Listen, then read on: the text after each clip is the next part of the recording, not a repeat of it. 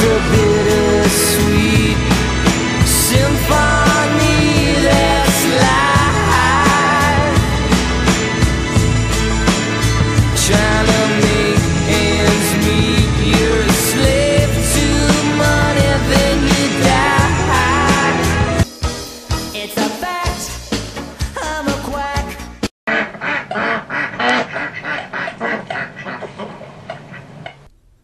People who have never performed a medical procedure in their entire lives, and gentlemen, welcome to the mccainisthroughx, McCain with an X, Refutation Station Part 3. There's going to be more of these to come, but due to some, I wouldn't call them complaints, but suggestions by other users not to make them so long, I'm going to make this one a little bit shorter. First, and again, I have a lot more that I'm going to go over at a later date, but for now, let's concentrate on McStupid's comment here that you're seeing on your screen. She says Republicans are going to lose the presidential election. They're going to lose the House. That's a mighty gutsy prediction this far out. I will predict this right now, McStupid, and I'll make fun of you after the election. Democrats will not take the House. I can guarantee that right now. Unless 30 Republicans get caught with their pants down in a bathroom stall in an airport room somewhere, I don't think that's going to happen. Or a couple Democrats get caught with their pants down sending photos out, if you know what I mean. Anthony Weiner. So I will guarantee that right now. I will also guarantee that the GOP will gain seats in the Senate. You're not going to see your 53-47 majority in the Senate increase, McStupid. I don't know what polls you're reading, if you're pulling them out of your rear end, which I assume that's where you're pulling them from. Then she says, this lone person who hides behind an augmented voice, Scott Walker becomes the first governor to be recalled. I don't know, what alternate universe are you living in, McStupid? Does the name Gray Davis ring a bell? How about Lynn Frazier? Does that ring a bell? There have been numerous governors that have attempted to be recalled, where voters did not, or whatever group's trying to get them recalled, did not get the number of signatures. So most of them don't even get that far. But the 3 governors who have gotten as far as a recall election, Lynn Frazier got recalled back in the 20s. Gray Davis got recalled. You may remember that. About almost 10 years ago now, closing in on that, about 9 years. And Scott Walker, of course, did not get recalled as you predicted. I don't know, again, where are you getting your polls from? The dumpster, McStupid? Well, anyway, even if Scott Walker had been recalled, he would not have been the first governor. So again, McStupid, you know, I don't have to make you look like a fool. You do it fine all by yourself, little feller. And now moving on to the main event. McStupid likes to play the race card, and I enjoy using this against her. And I do every time I can. And it gets her so mad she's pounding the table, and she throws a fit and whines and cries. But there's nothing you can do about it, is there, little feller? McStupid loves to play the race card. So let's look at California. One thing she was adamant about after the 2010 midterms was California. They got our Democrat governor now, so things are really going to improve there. Forgetting that the state legislature has been under control of Democrats there for eons. McStupid leaves that out. Let's look at education spending. I've been very adamant that the Federal Department of Education is unconstitutional, and even FDR would agree with me on that, that's a state role. But in 1965 that changed. LBJ thought, well, if we can get a majority of Congress to agree with something, by golly, we can just do it.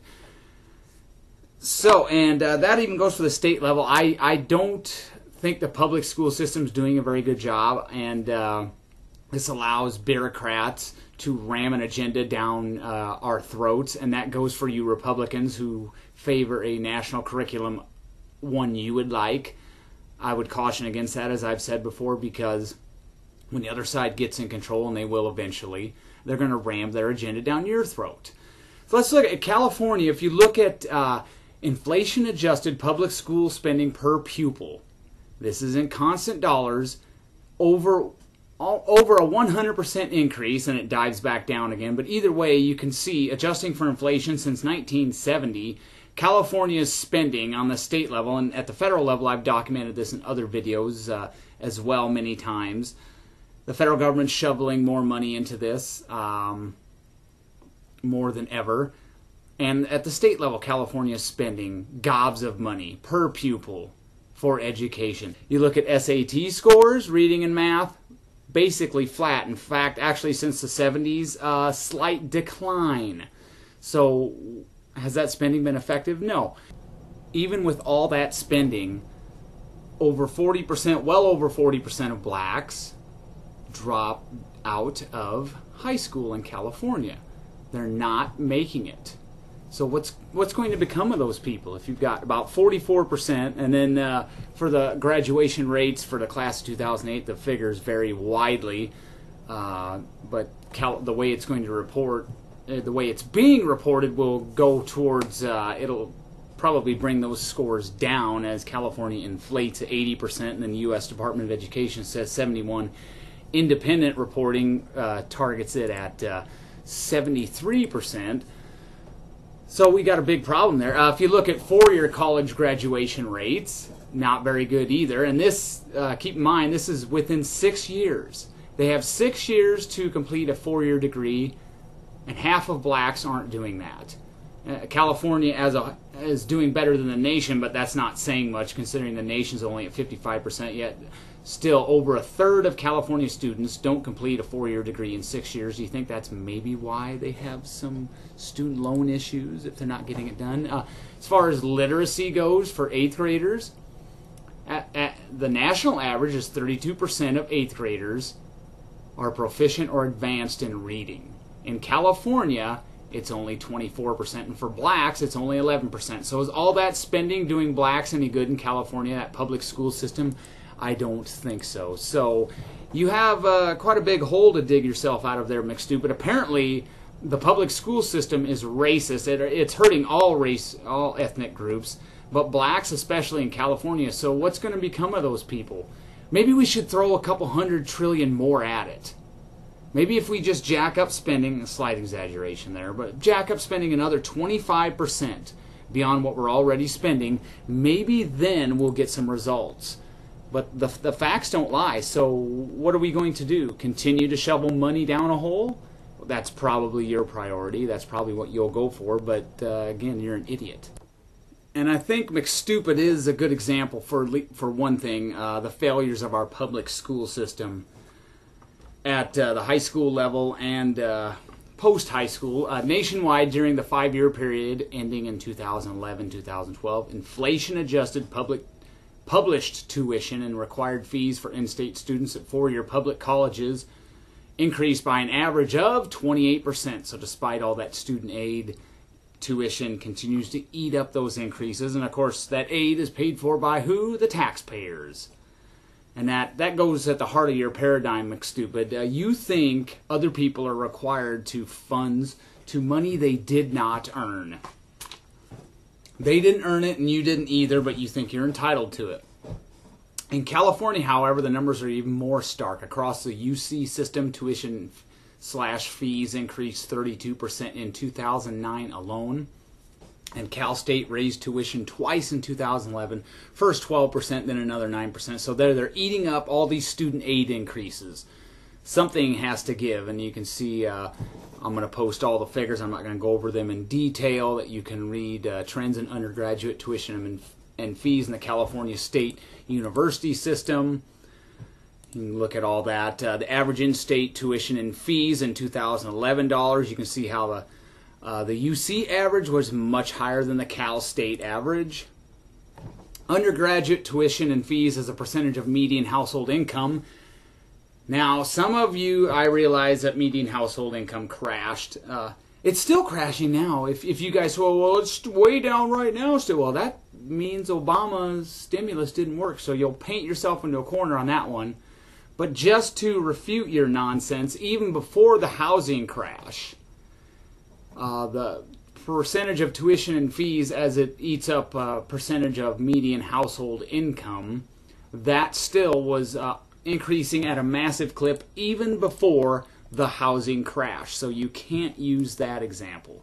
If you do, I'll just point out, well, I guess that means Obama's policies have failed. And then, of course, we'll get into a segue into a whole bunch of other topics, which I will not allow.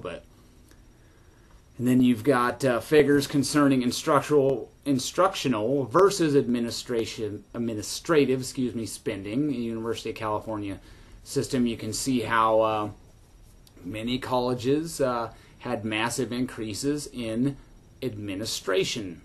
The percentage of money they throw at administration was massively increased. As far as athletic spending, there's another one. USA Today had to utilize a Freedom of Information Act request to get figures concerning Division I schools in California and their athletic spending. Now, why did they need to do that? Shouldn't that be something should be readily available? I mean, taxpayers are footing the bill, so don't they have a right to know where their money's going? Why is this being hidden? And a lot of it, the data is not even available. There's a shocker. And you can see how student fees absolutely skyrocketed at the schools that do actually report this. And of course, their operating expenses also went up, which I would guarantee is not as much as their enrollment went up. So you can see how there's a big old money hole going on there. Follow the money, you know the old saying. We also have figures pertaining to graduation rates. I had something on that, but this is more in depth. You can see how many of these schools, over half of kids enrolled are not graduating in 4 years. Some of the figures are absolutely ridiculous. It's pathetic to see this. No wonder they're piling on the student loans. And if you extend it to 6 years, a lot of them, there are some of them that do rather well, but most of them, it's a train wreck. California, Berkeley, in 2004, 91% were graduating in 6 years, but only 69% in 4 years. That's not too bad compared to the rest of them. Some of them are really bad. You can see how how we're piling on student loans. So when the kid does get done with college, if it takes him 7 years to get a 4-year degree, well, no wonder the student loans are piled up. So either he's partially his fault, maybe his parents' fault, maybe the school is just not, the public school system is just not doing it right. You can see how there's a lot of, it's a slush fund in a lot of ways, and it needs to be not reformed, but eradicated.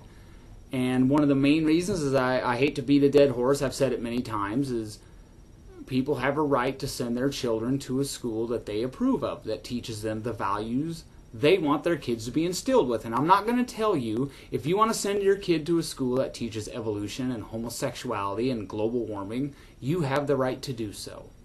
But if you don't want your kid sent to a school that indoctrinates people with that garbage, you shouldn't have to do that either. One last point I'd like to make, and this is a case with many people. Granted, this is subjective. You could say I'm lying, whatever. I don't care. My niece attends, one of my two nieces, the other one's too young to go to school yet. She attends a private school. Yet my sister and my brother-in-law still have to pay property taxes to support a public school system they may never utilize. How fair is that? Is that freedom? Being forced to subsidize something you do not use? So there's a whole bunch of food for thought. Again, I have all the links underneath the video as well, to where you can check out all the information and plenty of screenshots. Hopefully you found it informative. But mccainisthroughx, despite all this, will probably continue to whine for more taxpayer dollars, of your taxpayer dollars, into a public school system that's failing. Granted, she doesn't live in California, but California is a perfect example of a state who has increased their education spending massively with poor results. Have a nice day, and don't thank me now for correcting you, McStupid.